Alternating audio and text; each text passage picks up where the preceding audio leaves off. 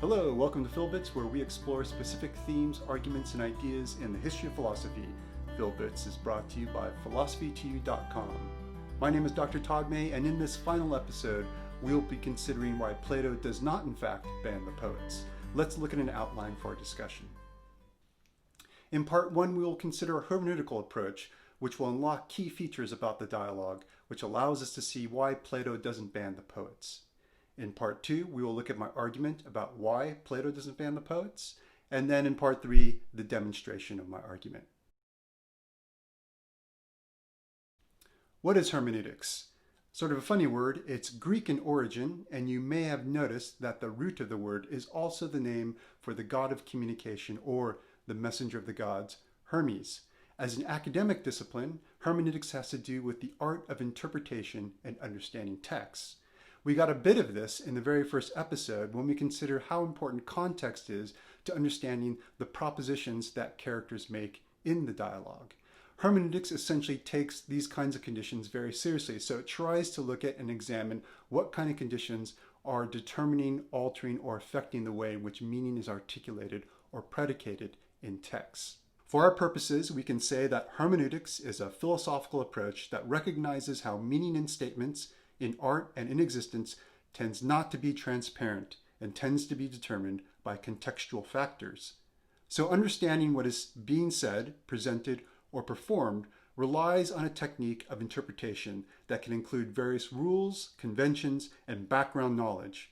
But most of all, it requires a process of self-reflection and inquiry to question constructively and critically what has been said or presented. Do you remember our example of the Piraeus, or the opening scene of the Republic? The dialogue of justice is in fact initiated by an act of injustice when Socrates is held against his will. As we saw, or as I suggested, this surely has some significance in how we might understand what is being said and what the dialogue is about. Now let's apply it to the question of poetry.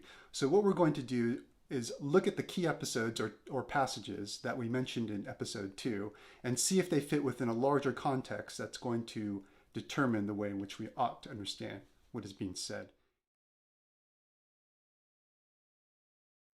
As you might have anticipated, the thesis or argument I'm going to offer is going to run counter to the strong and weak versions that we considered in episode 2. Just to recall, the strong version had to do with the rejection of all poetry. The weak, attenuated version had to do with the rejection of immoral poetry, or the poetry that encouraged the corruption of the soul, and the acceptance of virtuous poetry into the polis.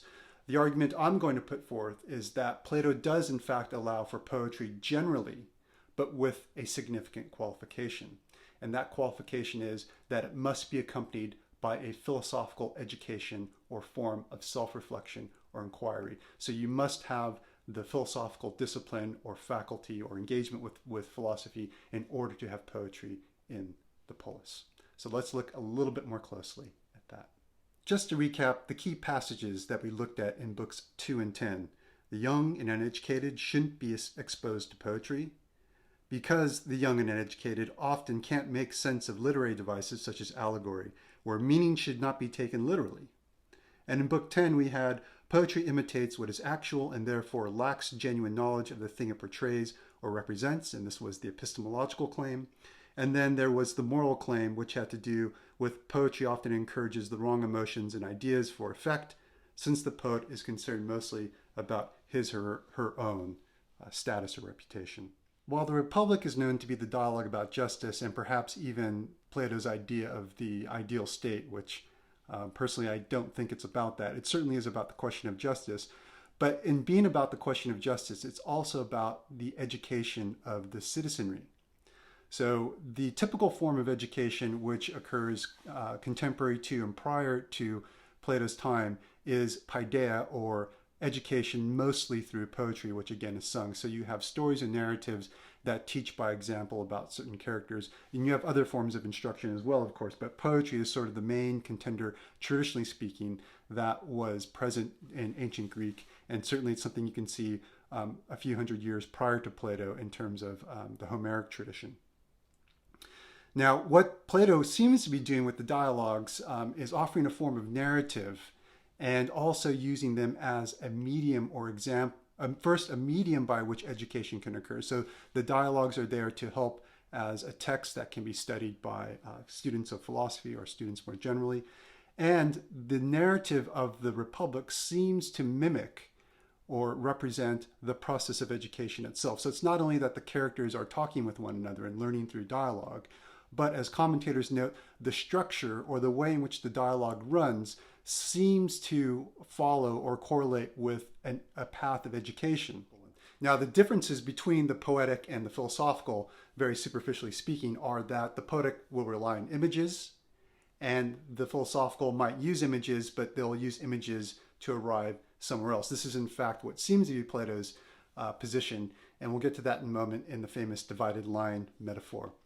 So in order for us to understand the context of the key passages in Book 2 about the young and uneducated and the problems with allegory, Socrates is going to offer an alternative way of learning or an alternative process of education.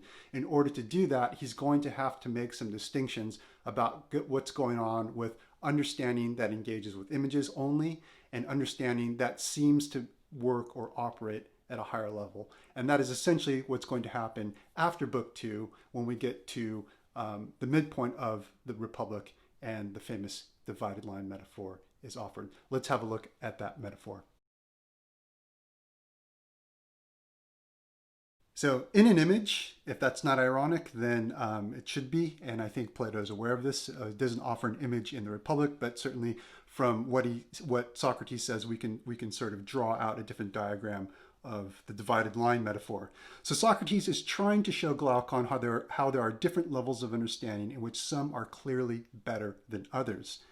Now, he says, take a line which has been cut into two unequal parts and divide each of them again in the same proportion, and suppose the two main divisions to answer one to the visible and the other to the intelligible, and then compare the subdivisions in respect of their clearness and want of clearness. And you will find that the first section in the sphere of the visible consists of images.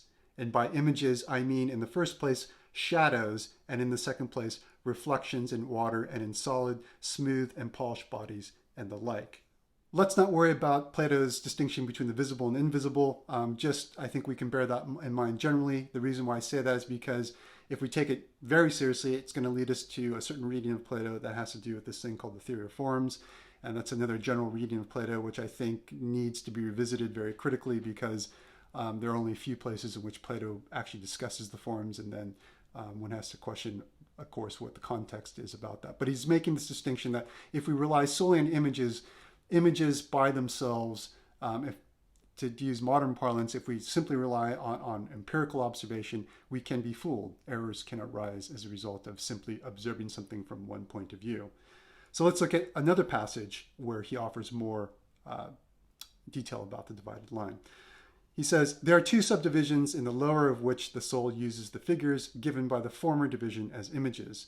The inquiry can only be hypothetical, and instead of going upwards to a principle, descends to the other, and in the higher of the two, the soul passes out of hypotheses and goes up to a principle which is above hypotheses, making no use of images as in the former case, but proceeding only and in and through the ideas themselves. Returning to the divided line image, we seem to have this, and at the top there's a sun there because the divided line is going to correlate with the allegory of the cave, as we'll see in a moment. But there you have, if you want, you can pause the video here to have a closer look. But we seem to have two divisions that are distinguished by the dotted line.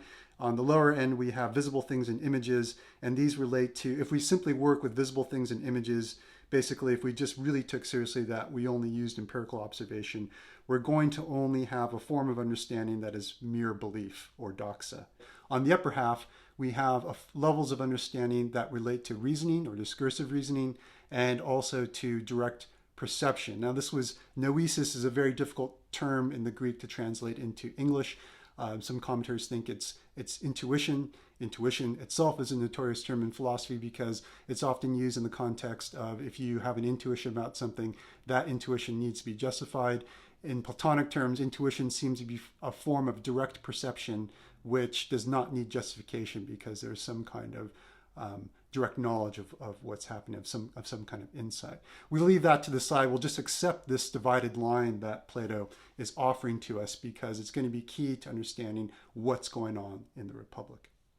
Poetry clearly falls on the bottom of the divided line because it relies on images, and there's nothing that accompanies the image when presented in poetry that allows us to investigate or understand what the image might be referring to, especially if it's metaphorical or allegorical. And as Plato also notes in Book 10, that what seems to stand in front of any kind of necessity of interpreting the image is this kind of emotional effect that the poet engenders when concerned about his or her reputation. What's also interesting about the divided line is that it itself is an image. So if we go back to the idea that the Republic is mimicking a process of education and philosophical inquiry, Socrates is at this point relying on an image to demonstrate to Glaucon that there are different levels of understanding and that poetry falls on the lower end of it, and that there's something else that is called knowledge that can only be obtained through some kind of philosophical form of inquiry, which is the direct perception or noesis and the discursive reasoning side. Bearing that in mind, if you look at the passages that just follow the divided line illustration, Glaucon often says things like, I understand, oh no, wait, I don't understand. In fact, he says this at least twice. Because Glaucon does not understand, what is Socrates to do? Enter Book 7. Book 7 begins with the very famous allegory of the cave, which is another image, but it's an image that's simplified even more. So you have the divided line, which is explained in very technical terms, as it were.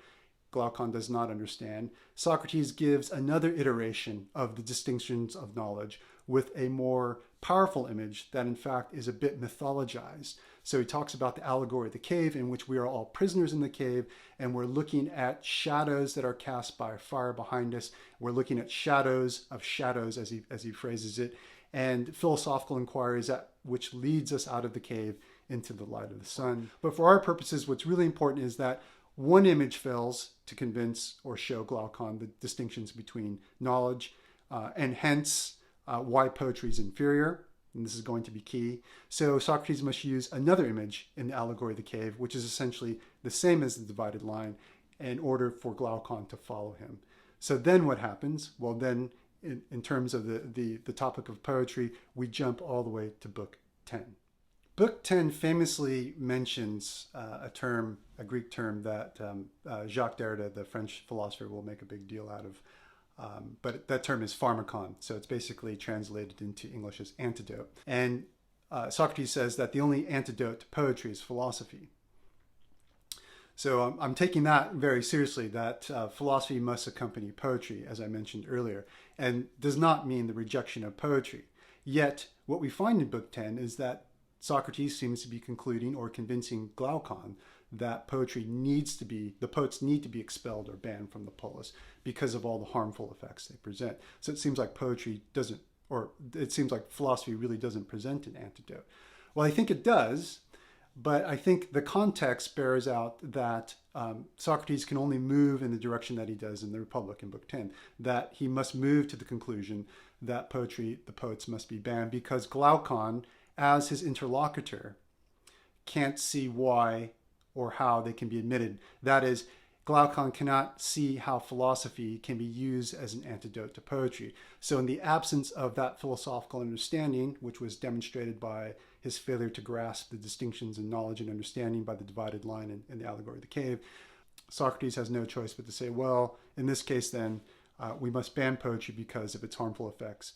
So this is very important. So in other words, the Republic is concluding like it is because Glaucon does not understand. And I think that's left as an open question mark for the reader. If the reader is like Glaucon, they will also conclude that poetry must be banned, whether in the strong version, all the poetry out, or in the weaker, attenuated version, most poetry is out, that is immoral, and we allow the virtuous poetry in. What really seems to clinch this way of reading Plato's subtle argument is that the ending of the Republic, the dialogue altogether, ends with a myth. In other words, we have a dialogue that's about understanding the nature of justice and questioning the nature of poetry, ending with a form of poetry to convince Glaucon what justice is about, or convince Glaucon that he ought to be just. So that's a very ironic ending. There are two ways in which this ironic ending can be read. One is a sort of trivial way, in the sense that the irony is there to dispel or cause humor or show how futile the process of philosophy, education, and perhaps politics is. It's a very unsatisfactory ending, and one has to wonder why Plato went through this elaborate effort to arrive at this ending. And the other is to read the irony as a way of indication. So it's indicating that some of the statements that were made in the dialogue are there to be re-examined by the reader or the audience. And in this case, what I've tried to show is that the way in which Glaucon is drawn in to understand the different levels of understanding actually tries to engage him in the philosophical enterprise, activity, practice, and pursuit. The claims about poetry are then bracketed, and one can let poetry back in because one then has the antidote to any kind of misunderstanding about poetry, and that is philosophical understanding and analysis. But because Glaucon cannot follow Socrates that far, there's only one way in which the dialogue can end, and that is to trying to convince Glaucon by other means, i.e. by images, poetry, and myth. And it ends on that ironic note. It's therefore left open for the reader to revisit and re-examine. So what I haven't discussed is the way in which poetry relates more directly to justice. I've sort of given some hints about it. In order to understand justice, we have to question the conventional form of education, which is poetry.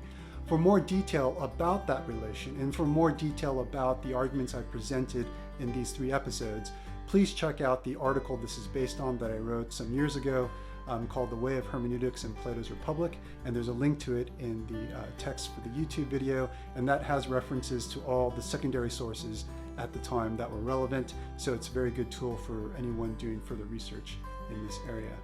That's all I have to offer for Plato and poetry and why Plato did not ban the poets. My name is Dr. Todd Mei. This has been PhilBits, brought to you by philosophy.com. If you've liked this series, please subscribe and please like or rate or comment. Thank you for your time.